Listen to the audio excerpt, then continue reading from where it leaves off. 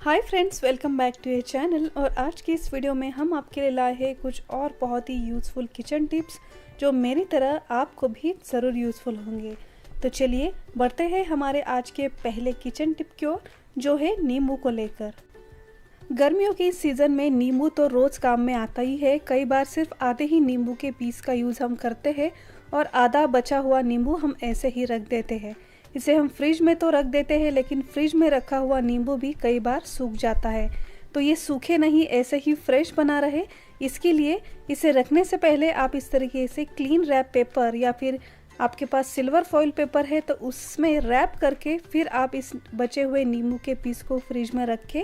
ऐसा करने से ये बिल्कुल भी सूखेगा नहीं और ऐसा ही फ्रेश बना रहेगा। हमारी नेक्स्ट टिप भी नींबू को लेकर ही है। जब भी आप कोई नींबू देखते हैं जो फ्रिज में रखा हुआ भी काफ़ी सूखा हुआ कुछ दिनों का पड़ा हुआ हमें दिखता है और ऐसा लगता है शायद इसमें से बिल्कुल भी जूस नहीं निकलेगा, लेकिन इस सूखे हुए नींबू से भी काफ़ी हद तक नींबू का रस निकालने का एक बहुत ही बढ़िया तरीका मैं आज आपके साथ शेयर करने वाली हूँ।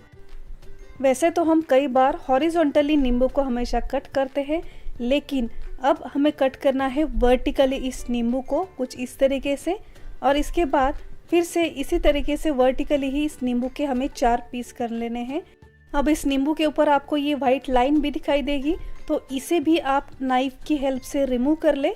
इस तरीके से चारों पीसेस के ऊपर जो भी वाइट लाइन है इसे मैंने रिमूव कर लिया है। और अब इस कटे हुए नींबू से आप रस निकालें। आप देखेंगे कि इस तरीके से कट करने से इस नींबू के अंदर से काफ़ी क्वांटिटी में आपको रस मिलेगा, जो हॉरिजॉन्टली कट करने के बाद भी आपको नहीं मिलता है। नींबू की रस की तो क्वांटिटी हमें ज़्यादा मिलती ही है, लेकिन आप देखेंगे कि नींबू भी बिल्कुल वेस्ट नहीं जाता, पूरी तरीके से इसमें से रस भी निकल आता है। चलते हैं हमारी नेक्स्ट ट्रिक की ओर। जब भी आप बर्तन वगैरह क्लीन करके इस तरीके से जाली में रख देते हैं तो इस बर्तन का जो भी पानी है वो नीचे इस काउंटर पे हमें जमा होने दिखाई देता है, और हमेशा ऐसा पानी जमा होने के कारण ये थोड़ा गीला सा चिपचिपा हमेशा दिखाई देता है, जिसमें काफ़ी मक्खियाँ भी जमा होने लगती है। और आप देख सकते हैं ये काफ़ी गंदा भी दिखने लगता है। और इसके लिए जब भी नेक्स्ट टाइम आपको ये धुले हुए बर्तनों की जाली रखनी हो तो उससे पहले इस कॉर्नर को आप अच्छी तरीके से क्लीन कर ले और फिर इस पर बिछाए कोई पुराना सा कपड़ा, टॉवेल या फिर किचन का कोई भी नैपकिन, और इसके ऊपर आप इस धुले हुए बर्तनों की जाली रखें। नैपकिन बिछाने से जो भी एक्स्ट्रा वाटर है ये नैपकिन एब्जॉर्ब कर लेगा और हमारा ये किचन का कॉर्नर हमेशा साफ और ड्राई रहेगा। किचन में खाना बनाते वक्त कई प्रकार के किचन नैपकिन्स हम हमेशा हमारे पास रखते हैं, जैसे क्लीनिंग के लिए सेपरेट, बर्तनों के लिए सेपरेट और ऐसे कई सारे।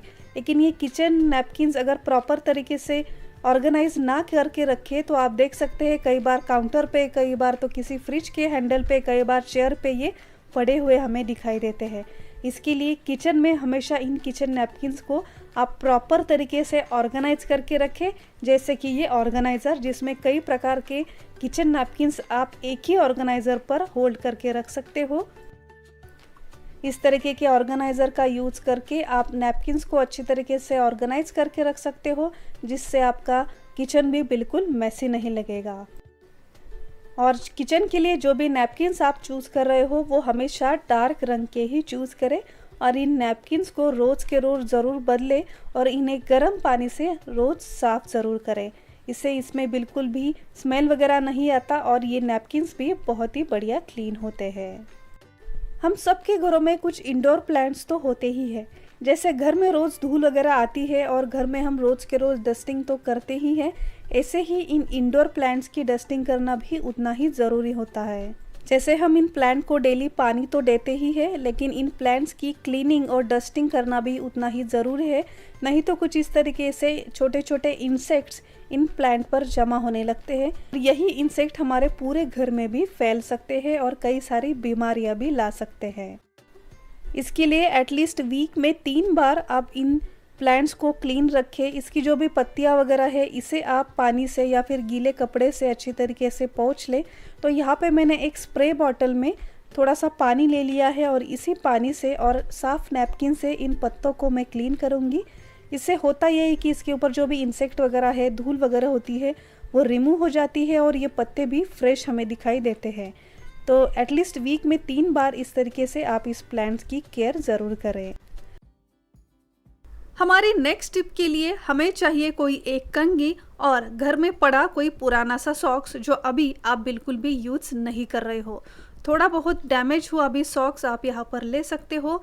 सबसे पहले कोई एक सॉक्स हमें इस कंघी के ऊपर कुछ इस तरीके से लगा देना है, ये निकले नहीं, इसके लिए इसके ऊपर आप कोई रबर बैंड भी लगाकर इसे सिक्योर कर सकते हो। अब नेक्स्ट हमें चाहिए हार्पिक। आप जो भी टॉयलेट क्लीनर यूज़ करते हो वो क्लीनर आपको लेना है और जहाँ पर कंघी के ब्रिसल्स हैं यानी कि कंघी के जो दांत आते हैं उसी साइड पर आप इस सॉक्स के ऊपर थोड़ा सा हार्पिक डाल दें। और अब आप कहोगे कि कंघी, सॉक्स और हार्पिक का आगे हम क्या करेंगे?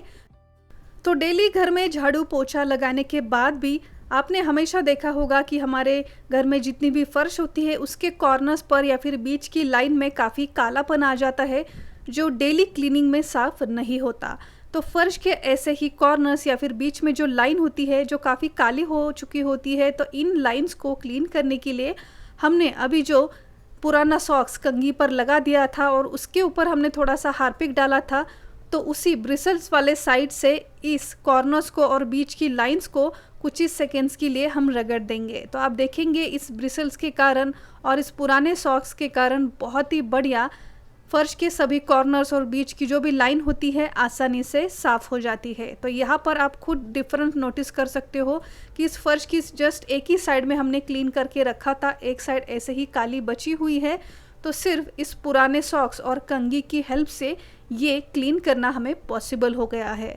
तो फर्श को क्लीन करने के लिए पुराना सॉक्स और कंघी का ऐसा कमाल आपको कैसा लगा कमेंट कर ज़रूर बताएं। और आज के इस वीडियो में दिखाए गए ये सारे छोटे मोटे टिप्स एंड हैक्स आपको कैसे लगे कमेंट कर ज़रूर बताएं। और अगर अब तक आपने इस चैनल को सब्सक्राइब नहीं किया है तो अभी जाकर सब्सक्राइब कीजिए, ये बिल्कुल फ्री है। सब्सक्राइब बटन के आगे एक नोटिफिकेशन बेल है, उसे भी प्रेस करना बिल्कुल ना भूलिए।